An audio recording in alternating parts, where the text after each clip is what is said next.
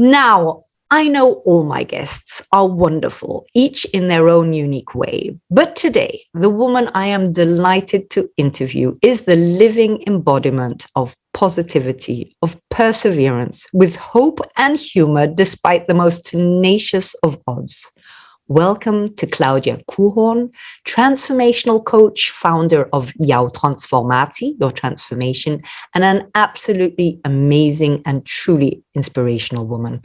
So welcome, Claudia. Maybe you could start with giving a little bit of background in your own words about who you are, where you're from, what you do, and why you do it. Yes, thank you for this wonderful introduction, by the way, Julie. I'm a little bit flushed right now. You can see it, but thank you so much. Yes, my name's Claudia, and I am from the Netherlands. I live in Alkmaar, this beautiful old town in the Netherlands, about 30 minutes from Amsterdam. And there I have my own practice where you see me sitting now. We'll cut it out. I am a transformologist. And what does that mean? It's a really great conversation starter because everybody will ask me, what is that? Very true. I'm a psychologist and a transformational therapist. Combine those two and you are a transformologist. Fantastic. Very clever. Yes, which means it's much more than coaching or counseling. I really, when I work with clients, I give them a transformation. They will transform their lives.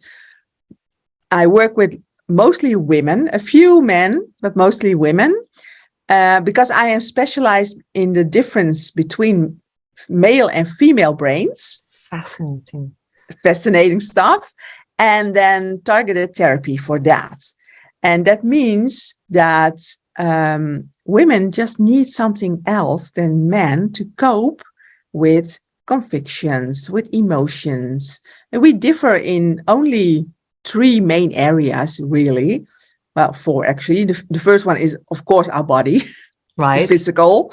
I tend to forget that sometimes, but that's the first one. The second one is hormones. Really big difference. We're talking to ladies above 50, exactly. Right? So ladies, you know what I'm talking about. We have a way more difference in hormones daily, weekly, monthly, throughout the different phases of our lives. So yes, we don't let anybody ever tell you as a woman that you are not flexible, because you are flexible from probably 7 years old. Then the first hormones start to kick in, and you learn throughout your life to live with those hormonal changes. Right. You are flexible. Right. So that's my first present to you. Don't let anybody tell you you can't change or you're not flexible, because you do it your whole life.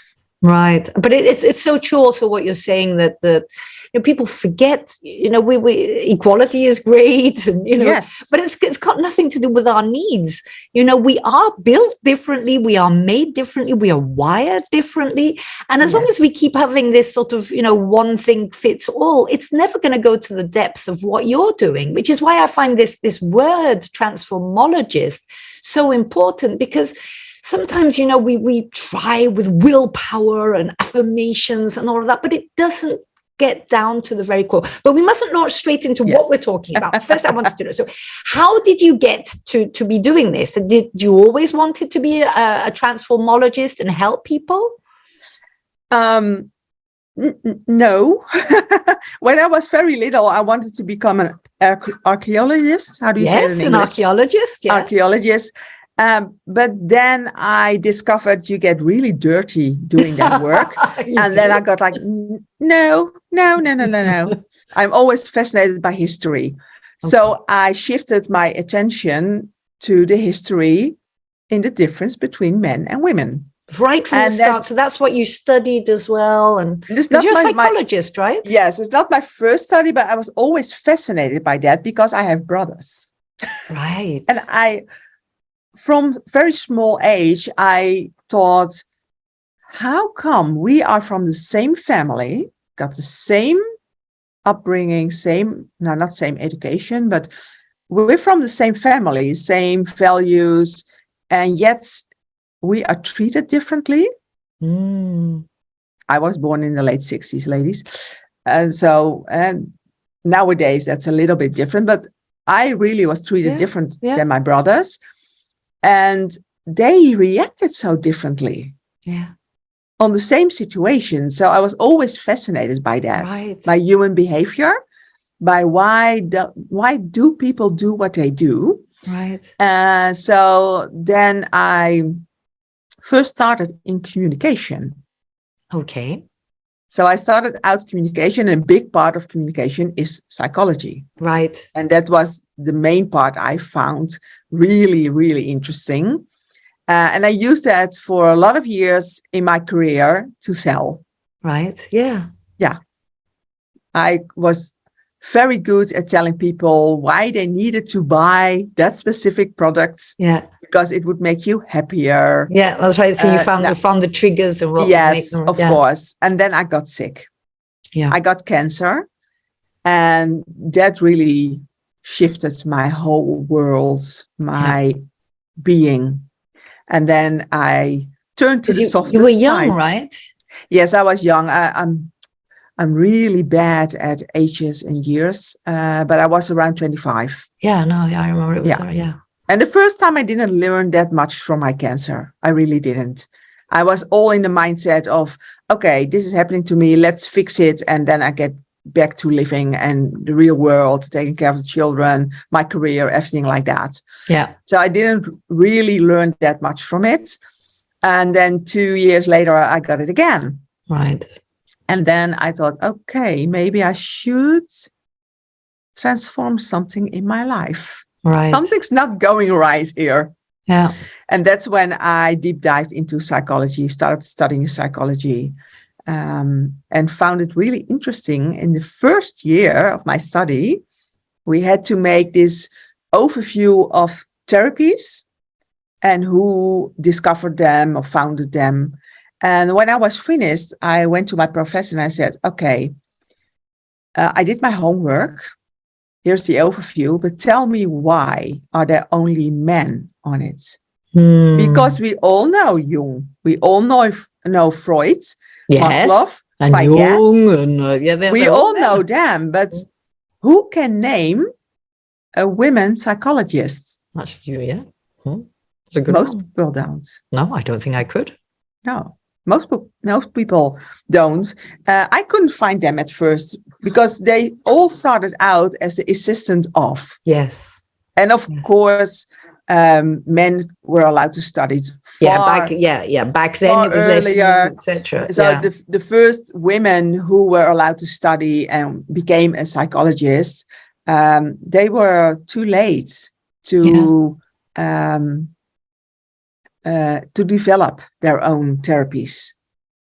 So it took us a long time. It did. Yes. And next to that, I discovered that medicine for women have been tested on male mouses until the late 19th of the last century. Goodness. Yeah. So every woman who listens to this podcast and uses the pill, know that was tested on males. Incredible. And not on females. Doesn't make sense, does it? No, because at the time they thought, okay, we have this male mouse and we cut off his balls and then it's a woman. Oh, right. Okay. Right. Not right, because we differ in our hormones. Yeah. But that was also the part that scientists found really difficult, because if you take 5 different women in a study, those 5 women will be different from each other. More so than 5 men would be. Yes, because you might have a cycle for 3 days. Yeah, of course. Yeah. And Sylvia can have a cycle for 7 days. And Maria has a cycle for 5 days. Yeah. And they differ. Yeah. Different everything. In studies, it was really, really hard for scientists, and they didn't want to go there. Yeah. So that's one of the big reasons why medicines were always tested on males. And why you, in a way, then set out on this mission, right? To examine the differences. I was triggered by it. To find out why are we so different? Because if you look at it from a biology point of view, yeah. Yes, the biology point of view, the difference is not that big. Oh, yeah, we differ in hormones. That's a big difference. But so the body, brain, the hormones, because you said 4 things, right? The body, yes, the hormones, communication, how we communicate, and how we experience and work through emotions. And that's the big one, ladies. That's the big one that you will all recognize when I start telling about it. Right. But if you look at the brain sizes, men and women, we don't differ that much. Yeah. It's not that great. It's a few percentages, it's a few grams. That's all. Yeah. Male brains are larger, but that doesn't mean they are more intelligent than us, or they are quicker, or that has nothing to do with it. Yeah. Our brain is smaller, but we are more efficient. Yeah. Yeah. Yes, exactly. We all knew that, right? Love that one. And we made far more connections with things. So, for example, women will use far more language. We have far more words to tell than men. Right. Because our language area in our brain is connected to other areas more so than with men. So if you want to give a message to a man, a male, whether it's your partner, your brother, your boss, your colleague, come straight to the point. Yeah, use less words. Yeah, they get confused.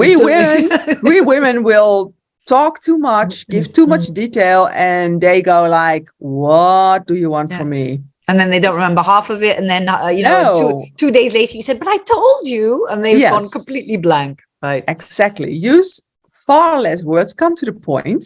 Yeah. So that's a big difference. And because we differ in hormones so often during a month, and even ladies, when you are going through menopause or been through menopause, you still have your cycle running in the background. Right. And that's something that I think a lot of us forget.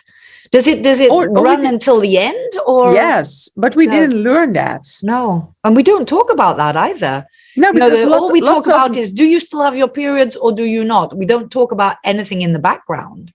Yes, but your cycle will run on the background. So if you don't have a period anymore and you start on the 1st of a month and you will keep track of something, how are you feeling? How are you reacting?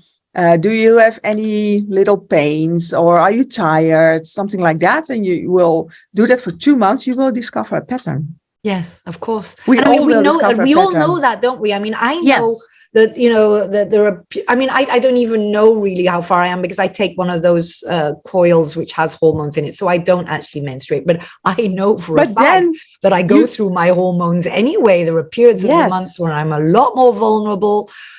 Periods of the month when I get, really creative. And it is important. And I like that with our 50 plus, is that we are starting to know ourselves a bit better. And then you can, choose, if you really need to create something for your business or whatsoever, to choose the right moment of the month and to be perhaps more gentle on yourself the other period, and maybe explain also to your partner whose head you've just bitten off for the 5th time, in half an hour. Sorry, Exactly. But if you know yourself, if you know your body, your cycle, you can apply that knowledge to make your life easier. Yeah. Not only for you, but also for your family. Exactly. And because it is our environment around which is influencing us. So basically, what do you do for your clients? So you have a coaching practice, or no, it's a mix, right? It's therapy, coaching, it's counseling. Therapy and coaching. I call it coaching counseling because I like women to just come in. Right. And not be scared off by, I am going to the psychologist. Yeah, the label or whatsoever. Basically, they need help in something, right? There's something they want to change. Yes. And my practice is in between the shops, because it should be as normal to work on yourself as to get your haircut or buy a trouser. I agree. Yeah, very much. So I'm surrounded by shops. Yeah. Which is really helpful. Yeah. And so people come to you with what sort of thing, Claudia? Because I know you from who you are, and also, your incredible mindset that you have, right? We haven't set the scene here, and I don't know if you want people to know, but Claudia, so as she's mentioned, had been suffering through cancer, is in a wheelchair, has the most adorable help dog, Katja.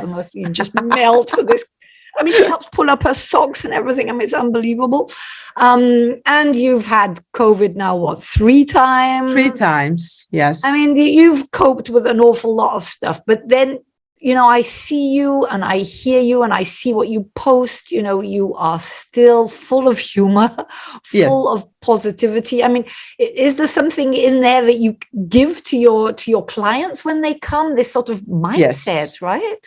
Yeah, they come to me because they are suffering from insecurity. Right. They're negative. They feel overwhelmed. They feel unappreciated. Yes. Or underappreciated. They have the feeling, I do all these things and nobody notices me. Right. They are afraid to argue. They are afraid of failure.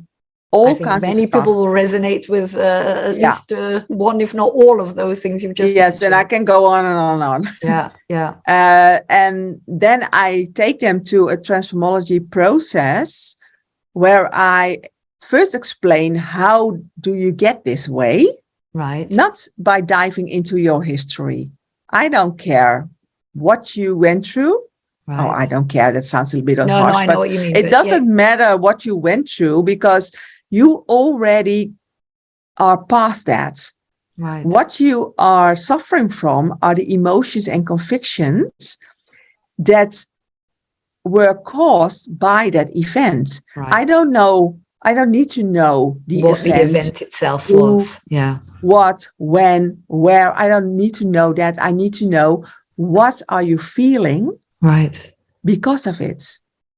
If you were bullied at school, I don't need to hear about the bullier or whatever. I need to know, how much does the insecurity affect your life right now? That is so true what you're saying. And because the problem is also, I have the feeling, just thinking of that right now, is that people tend to stay focused on the who and the what and the how did it go. And then you're creating this film, which you're playing again and again and again. I actually had a message in the night about somebody who's close to me, and she said, I'm sure he's been in my room and I feel violated and all of that. And I'm thinking, why choose to think that? Maybe the door opened by itself. Maybe somebody else went in there. You're feeding the fire. That image that you have of what, what happened back then or whatsoever, you're just feeding it and making it bigger and bigger and bigger. And it's time to actually stop that part of it, that film. First, Julie, you need to understand why you do that. Right. Because lots of women, I'm sure your friend as well, will say, I don't want to do that. Yeah. But I still keep doing it. Of course, you're right. And I willpower enough isn't going to make it go away. And that's why willpower and affirmations won't do the trick. Right. It is a temporary solution. It's a Band-Aid. Yeah. What happens is, especially with women, this is a big, big difference between men and women. Men will feel emotions, experience emotions, and deal with emotions when they're big. Right. They will know when they fall in love. They will remember when they bought their first car, the first time they had sex. They will know every detail of that one. The marriage, the birth of children, the loss of people, loss of jobs, things like that.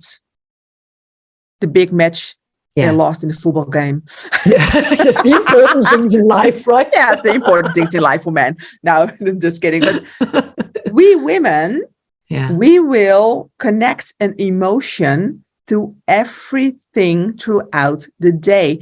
And that means, ladies, you will connect emotions approximately between 700 and 1,000 times a day. My goodness. And that's simply somebody's looking at you in a certain way or not looking at you. Yes. Somebody is saying something or not. Or not. Somebody is responding or not.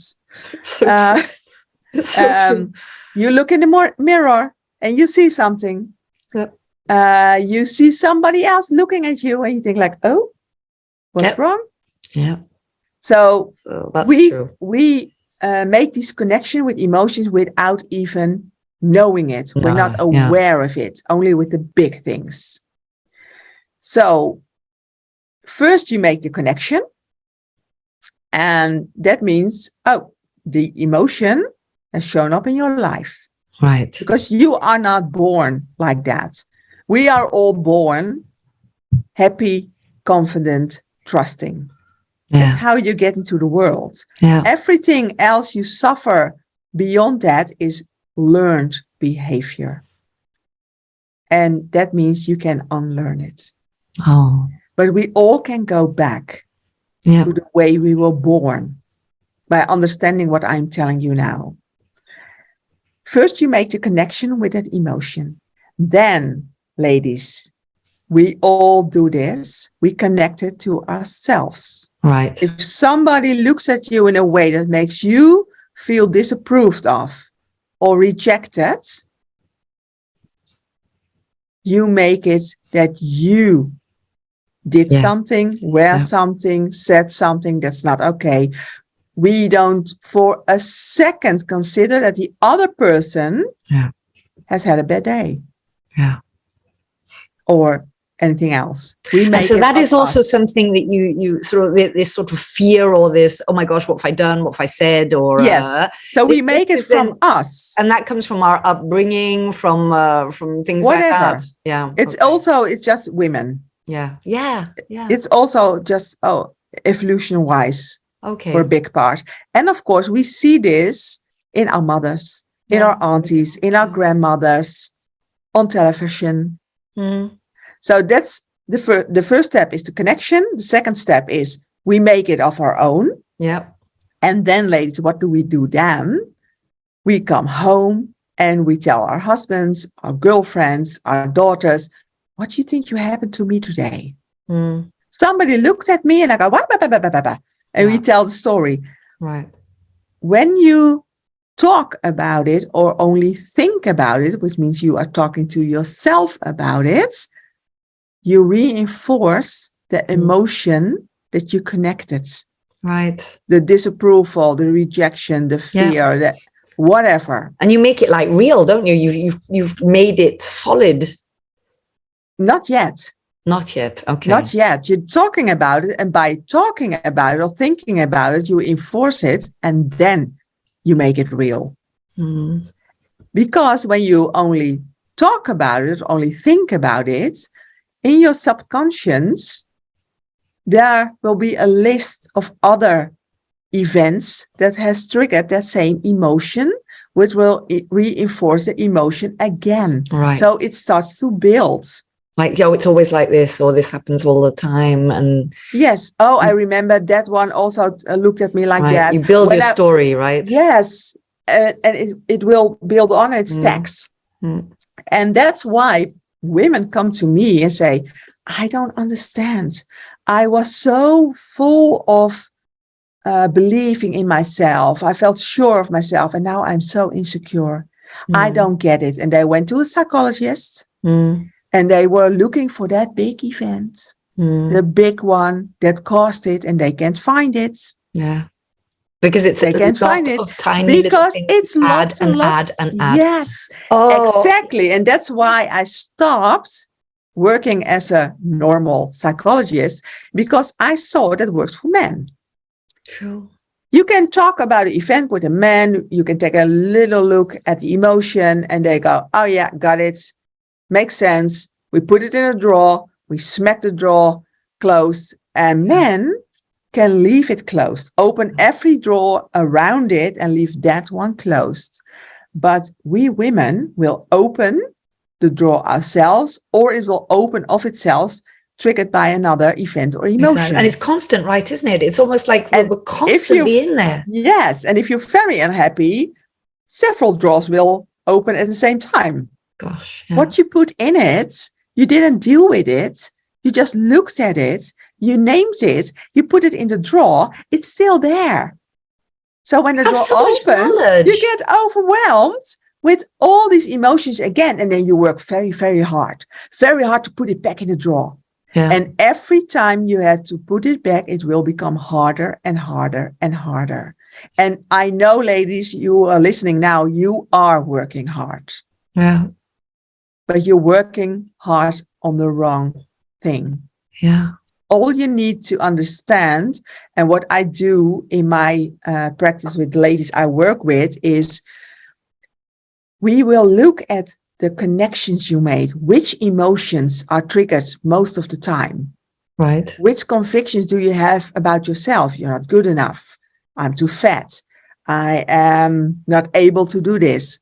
Those are convictions. Emotions, pain, grief, anger, not letting go of things. Right. And I know you will recognize at least 2 or 3, even more. All of them. Yes. Those connections, I will pull them out of you so we get them clear. And then go back to that state, as you're saying, that blissful state when you're born, when you're just you're curious, you're not that's the end result. That's the end result. And it starts by recognizing, oh, those are the emotion convictions I get triggered by every time. And then we don't have to go into the events. No. I will just use your own wisdom to solve it. Because, ladies, you can evolve your own wisdom. Yeah. I mean, that is something that increasing with the years, I believe more and more in, is that the answers, we have them inside us, but we do need to be guided, to find out how we access them at the beginning, or. Yes, you need to be guided to listen to your own wisdom, because Julie, you will give that wisdom freely to everybody around you. Your husband, your children, your clients, everybody who needs help and tells you a story, you will know the answer. You will not doubt it. You will not doubt it for a moment. You will share it. Yeah. But if you try to do that for yourself, you get stuck. I agree. So you need a transformologist. Yeah.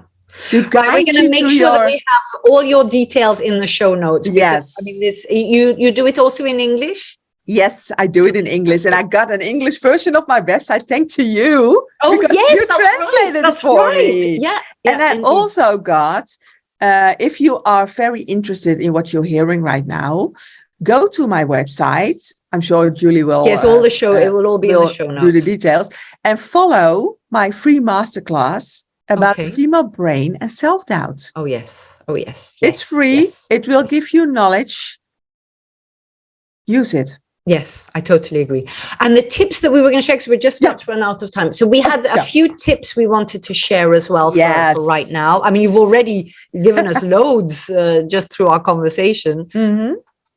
What 3 tips would you share that they can, already just put into practice straight away? The first tip is to communicate clearly. Not only short messages, but say what you really want to say. Right. So if, for example, you want your husband to vacuum the living room, don't ask, do you want to vacuum the living room? Because you will explode in an hour if he didn't do it. Yes. The clear message is, now. Would you mind vacuum the room now? I agree. Between now and 60 minutes. A totally different.